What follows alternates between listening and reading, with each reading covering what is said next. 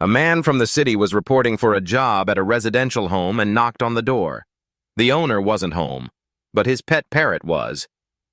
"Who is it?" the parrot said. "It's the man from the gas company here to fix your pipes." There was no answer, so he knocks again. "Who is it?" the parrot said. "It's the man from the gas company here to fix your pipes," said the man, starting to feel annoyed. There was no answer, so he knocks again. "Who is it?" the parrot said. "It's the man from the gas company here to fix your pipes," said the man, starting to get a little angry. There was no answer, so he knocks again. "Who is it?" the parrot said. "It's the man from the gas company here to fix your pipes," shouted the man, now quite furious. So furious, in fact, that he suddenly had a heart attack and collapsed on the front stairs. The owners come home and are shocked to find a dead man on their steps. The wife says to the husband, "Well, who is it?" The parrot then replies, "It's the man from the gas company here to fix your pipes." Man, forgive me, Farher, for what I have sinned. Father, what did you do, my child? Man, I went to my sister-in-law's home.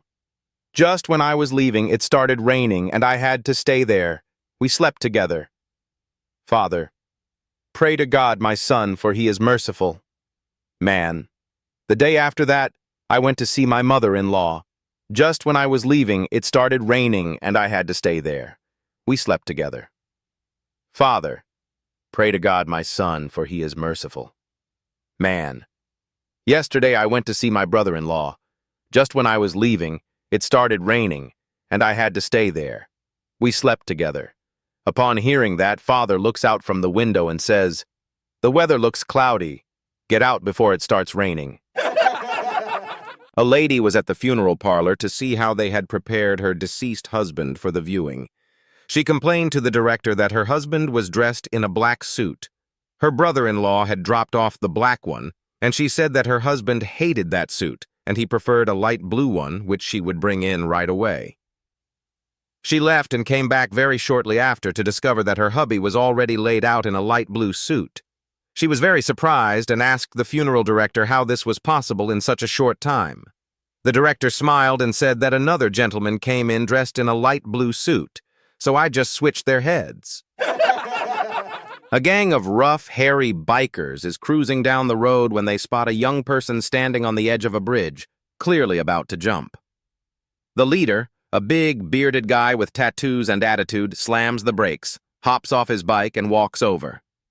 "Hey!" he calls out. "What are you doing?" "I'm going to end it all," the person replies solemnly. The biker, trying to be sensitive but also curious, says, "Look, before you do anything drastic, how about a kiss?" To his surprise, the person agrees and gives him a long, slow, mind-blowingly good kiss. When it's over, the biker stumbles back a bit, dazed. "Whoa, that was the best kiss I've ever had. Seriously, you've got a gift. Why would you want to throw that away?" The person sighs and says, "My parents can't accept me dressing like a girl." Joe passed away, and his will had set aside $30,000 for an elaborate funeral. After the last guests had left, his wife, Helen, turned to her oldest friend, Jody, and said, "Well, I'm sure Joe would be pleased with how it all turned out." "I'm sure you're right," Jody replied, lowering her voice. "But how much did all this really cost?" "All of it," said Helen. "The funeral was $6,500. I donated $500 to the church. The wake, food, and drinks were another $500. The rest went toward the memorial stone." Jody did the math quickly and gasped, "Wait a minute, $2,500 for a memorial stone? How big is it?" Helen smiled and replied, 2.5 carats. A guy walking down the street sees a beautiful nun with perfect melons. He says to her, "Hey, sister, would you let me bite your melons for $100? "Are you nuts?" she replies and keeps walking. He turns around, runs around the block, and gets to the corner before she does. "Would you let me bite your melons for $1,000? He asks again. "Listen, you, I'm not that kind of nun. Got it? So the guy runs around the next block and faces her again. Would you let me bite your melons just once for $10,000? She thinks about it for a while and says, $10,000, eh? Okay, just once, but not here. Let's go to that dark alley over there. So they go into the alley, where she takes off her robe to reveal the most perfect melons in the world. As soon as he sees them, he grabs them and starts caressing them, fondling them slowly, kissing them, licking them, burying his face in them, but not biting them. The nun finally gets annoyed and asks, "Well, are you gonna bite them or not?" "Nah," he replies. "Costs too much." A husband and wife are strolling down the high street when the wife stops dead in her tracks, eyes glued to a stunning diamond necklace sparkling in a jewelry store window. "Go inside with me," she pleads, tugging his arm. "I just want to look." They head in. She tries it on, spins around dramatically, clearly head over heels. The husband sighs. He can't afford it right now. "But one day," he says, "that necklace will be yours." Fast forward a month. The wife's home, pacing like a detective with a hunch. It's late. No husband. She grabs her phone and dials with fury. "Where are you?" she snaps. His voice comes through, calm and smooth. "Baby, remember that jewelry store where you saw the diamond necklace and absolutely fell in love with it?" Her face softens instantly. "Of course I do," she says, heart fluttering. "And you said it would be mine someday." "Exactly," he says. "Well, I'm in the bar right next to that shop." There was a young fellow who was quite inventive and was always trying out new things. One day he thought he'd see just how fast a bicycle could go before it became uncontrollable. He asked his friend who owned an old Chevelle if he could tie his bike to the bumper of his car to test his theory. His friend said, "Sure." So the young man tied his bike to the back of the car and said to his friend, "I'll ring my bike bell once if I want you to go faster, twice if I want you to maintain speed, and repeatedly if I want you to slow down." With that, off they went. Things were going pretty well, with the car driver slowly speeding up to well over 60 mph. The young fellow on the bike was handling the speed just fine. But, all of a sudden, an orange Camaro came up beside them, and before you knew it, the fellow driving the Mustang forgot all about the fellow on the bike and took to drag racing the Chevelle. A little further down the road sat Officer John in his police cruiser, radar gun at the ready. He heard the two cars before his radar flashed 105 mph. He called into headquarters on his radio. "Hey, you guys aren't going to believe this, but there's a Camaro and a Chevelle racing out here on Highway 3, and there's a guy on a bike ringing his bell and waving his arms trying to pass them." Old man on the bus, standing behind a drop-dead gorgeous woman, leans forward and says, "You're not wearing any panties." She spins around, shocked. "And how would you know that?" He chuckles and says, "Because my hearing aid is set to perv mode." A blonde walks into an appliance store and spots a TV she wants to buy.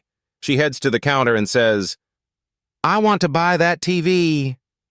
The salesman looks at her and says, "I'm sorry, ma'am, we don't sell to blondes."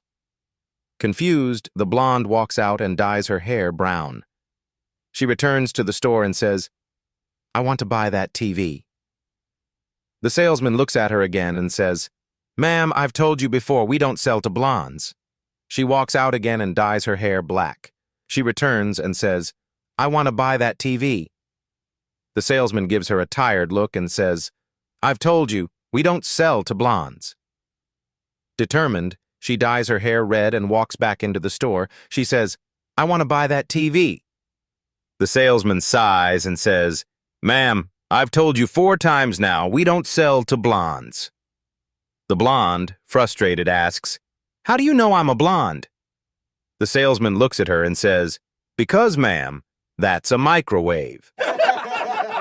One day, Mrs. Jones went to talk to the minister at the local church. "Reverend," she said, "I have a problem." My husband keeps falling asleep during your sermons. It's very embarrassing. What should I do? The minister thought for a moment and said, I have an idea. Take this hat pin with you. I'll watch for when Mr. Jones is dozing off and I'll motion to you. When I do, you give him a little poke in the leg. The following Sunday, Mrs. Jones brought the hat pin to church. Sure enough, during the sermon, Mr. Jones started to nod off. The minister noticed and said, And who made the ultimate sacrifice for you? He nodded toward Mrs. Jones. Jesus! Mr. Jones cried, waking up as his wife poked him with the hat pin. Yes, you're right, Mr. Jones, said the minister. But soon after, Mr. Jones dozed off again. The minister asked, Who is your Redeemer? And motioned toward Mrs. Jones. God! Mr. Jones yelled out, again getting poked in the leg. Right again, said the minister. But before long, Mr. Jones fell asleep again. This time the minister didn't notice, and he picked up the pace of his sermon, making some gestures that Mrs. Jones mistook for signals to poke her husband. The minister asked, What did Eve say to Adam after she bore him his 99th son? Mrs. Jones poked Mr. Jones again, and he woke up shouting, If you poke me with that thing one more time, I'll snap it in half and make you regret it. Amen, the congregation replied in unison. John worked hard for a living, so his wife decided to surprise him for his birthday with a treat. She blindfolded him and took him to a local club. When they arrived, the doorman greeted them with a cheerful, Hey, John, how's it going? John was surprised, but his wife just smiled and led him inside. After she removed the blindfold, she looked around and asked, Have you been here before? John chuckled and replied, Oh no, he's one of the security guys I meet on my business trips. As they were seated, a waitress approached John and asked, Want your usual? She then brought over a Budweiser. His wife was starting to get suspicious. How did she know you drink Budweiser? John smiled and said, Oh, I recognize her. She's the waitress at the bar down the street from work. I drop by on Fridays for a beer after the week. Then, a dancer approached their table, threw her arms around John and said, Hi, Johnny. Want your usual table dance? John's wife was livid. Grabbing her purse, she stormed out of the club. John chased after her and saw her climbing into a cab. He jumped in beside her just before she could slam the door. He tried to explain that the dancer must have confused him with someone else, but his wife wasn't having it. She was shouting and calling him all sorts of names.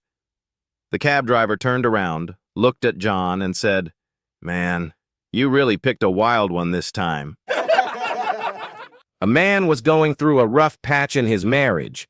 He and his wife weren't speaking at all, and the house felt cold and quiet. Feeling lonely, he thought maybe a pet would help bring some company into his life. He stopped by a pet store that specialized in parrots. As he walked past the cages, one parrot caught his eye. This one didn't have any feet. Curious, the man said out loud, How does he stay on the perch? The parrot looked at him and said, I manage just fine, thank you very much. The man was startled. You can talk? Of course I can talk, said the parrot. I'm a highly intelligent bird. I can discuss news, sports, politics, just about anything. The man said, Wow, you sound like exactly what I need. The parrot leaned in and said quietly, Look, because of my unique condition, most people pass me by. But if you offer the owner $20, I bet he'll let me go. Sure enough, the man offered $20, and the parrot became his new roommate. For the next few months, everything was great. The man would come home from work, and the parrot would fill him in on all the day's headlines, who won the game, what the president said, what was going on at the Vatican. He was better than cable news, but one day the man came home and the parrot said, Close the door. We need to talk. The man asked, What is it? The parrot said, The mailman came by today. Your wife answered the door in a silky robe, and he gave her a kiss. The man blinked. A kiss? Maybe just a friendly one? The parrot nodded, maybe, but then he gave her a little hug. The man leaned in, and then the parrot sighed. That's as far as I got. I got so worked up I lost my balance and fell off the perch. As my grandfather's birthday approaches, I find myself reminiscing about the long walks, the special trips, and the weekends spent with him. He always had the best advice, and even though he passed away when I was young, the wisdom he shared still resonates with me. I often think about one particular piece of advice he gave me when I was 12. We were sitting on a park bench eating sandwiches and watching families enjoy the day. He turned to me and said, "One day you'll find a woman and start your own family." I nodded, waiting for the usual deep words of wisdom. Then he added, "And son, make sure you marry a woman with small hands." I was curious. "Why is that, Grandpa?" His reply, "It makes your pecker look bigger." Ah, Grandpa, always keeping it real with the best and funniest advice. A defendant in a lawsuit involving large sums of money said to his lawyer, "If I lose this case, I'll be ruined." "It's in the judge's hands now," said the lawyer. "Would it help if I sent the judge a box of cigars?" asked the defendant. "Oh no," said the lawyer. "This judge is a stickler for ethical behavior. A stunt like that would prejudice him against you. He might even find you in contempt of the court. In fact, you shouldn't even smile at the judge." "I see. Good to know," said his client. Within the course of time, the judge rendered a decision in favor of the defendant. As the defendant left the courthouse, he said to his lawyer, "Thanks for the tip about the cigars. I'm sure we would have lost the case if you'd sent them," said the lawyer. "But I did send them," said his client. "What, you did?" "Yes, that's how we won the case." "I don't understand," said his lawyer. "It's easy. I sent the cheapest cigars that I could find to the judge, but enclosed the plaintiff's business card." A man arrives at the pearly gates and notices a group of rich people in expensive suits fighting over a needle. One guy yells, "It's my turn," while another in a black baseball cap jabs himself repeatedly, shouting, "Ow, ow, ow." The man turns to St. Peter and asks, "What's going on over there?" Peter sighs. "Oh, that's just the world's richest trying to get into heaven." Confused, the man points at the needle. "Okay, but what are they doing with that?" St. Peter shrugs. "You know, Mark, easier for a camel to go through the eye of a needle than for a rich man to enter heaven." "Sure, but where's the camel?" St. Peter smirks. "We ran out. This seemed easier." Every Saturday morning, Grandpa Walt found himself babysitting his 3 grandchildren, all boys. The kids always wanted to play war, and Grandpa somehow always got coaxed into the game. His daughter came to pick up the kids early one Saturday and witnessed Grandpa take a fake shot as Jason pointed a toy gun and yelled, "Bang!" Grandpa slumped to the floor and stayed there motionless. The daughter rushed over to see if he was all right. Grandpa opened one eye and whispered, "Shh, I always do this. It's the only chance I get to rest." 2 elderly couples were enjoying friendly conversation when one of the men asked the other, "Fred, how was the memory clinic you went to last month?" "Outstanding," Fred replied.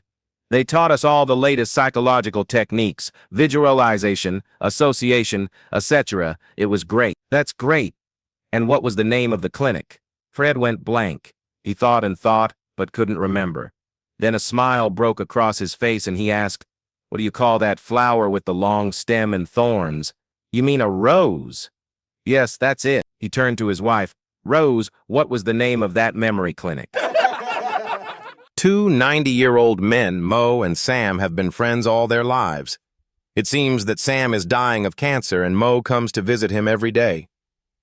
"Sam," says Mo, "you know how we have both loved baseball all our lives, and how we played minor league ball together for so many years. Sam, you have to do me one favor. When you get to heaven, and I know you will go to heaven, somehow you've got to let me know if there's baseball in heaven." Sam looks up at Mo from his deathbed and says, "Mo, you've been my best friend many years. This favor, if it is at all possible, I'll do for you." And shortly after that, Sam passes on. It is midnight a couple of nights later. Mo is sound asleep when he is awakened by a blinding flash of white light, and a voice calls out to him. Mo! Mo! Who is it? Says Mo, sitting up suddenly. Who is it? Mo! It's me, Sam. Come on, you're not Sam. Sam just died. I'm telling you, insists the voice. It's me, Sam. Sam, is that you? Where are you? I'm in heaven, says Sam, and I've got to tell you, I've got really good news and a little bad news. So tell me the good news first, says Mo. The good news, says Sam, is that there is baseball in heaven. Better yet, all our old buddies who've gone before us are there. Better yet, we're all young men again. Better yet, it's always springtime and it never rains or snows. And best of all, we can play baseball all we want and we never get tired. Really? Says Mo. That is fantastic, wonderful, beyond my wildest dreams. But what's the bad news? You're pitching next Tuesday. A lady goes to the bar on a cruise ship and orders a scotch with 2 drops of water. As the bartender gives her the drink, she says, I'm on this cruise to celebrate my 80th birthday, and it's today. The bartender says, well, since it's your birthday, I'll buy you a drink. In fact, this one is on me. As the woman finishes her drink, the woman to her right says, I would like to buy you a drink too. The old woman says, thank you. Bartender, I want a scotch with 2 drops of water. Coming up, says the bartender. As she finishes that drink, the man to her left says, I would like to buy you one too. The old woman says, thank you. Bartender, I want another scotch with 2 drops of water. Coming right up, the bartender says, as he gives her the drink, he says, ma'am, I'm dying of curiosity. Why the scotch with only 2 drops of water? The old woman replies, Sonny, when you're my age, you've learned how to hold your liquor. Water, however, is a whole nother issue. 2 billionaire friends meet. After a casual conversation, one of them finally asks, so, how's your home life? The other answers, couldn't be better, I bought an elephant. The other guy looks at him astonished. An elephant? Have you gone mad? The guy replies, smiling, oh, my friend, let me tell you, it's the best purchase in my life. He's grazing on the lawn, making it nice and even. Kids love him. Always riding his back and sliding down his trunk keeps them outside instead of in front of the screen all day. My wife loves him too. He's super strong, helps her with moving things around when I'm not home. And let me tell you, the best thing is, it's kind and smart. The best pet I've ever had. The other billionaire scratches his chin. Yeah, that sounds kind of amazing actually. How much did you pay for him? The guy replies, $1 million. Worth every penny, it's a steal at this price. The other billionaire says, sell him to me for $2 million? The first billionaire. No, what are you saying? Sell him? He's like family. $3 million. I don't know, my dear. You really can't put a price on this kind of friendship and usefulness. All right, $5 million. $5 million.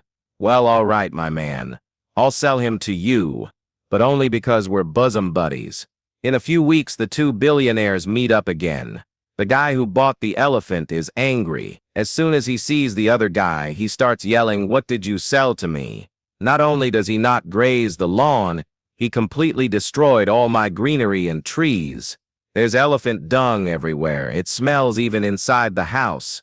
And what was that about, kid? They are terrified of the thing. It's aggressive and massive and scary. I cannot sleep because he trumpets all the time. My wife has been having nightmares, and now I won't hear the end of her bickering until I die. It's a luffle, the worst purchase in my life. The other billionaire shakes his head at him and says, well, my friend, I don't know what to say. You'll never sell an elephant with that attitude.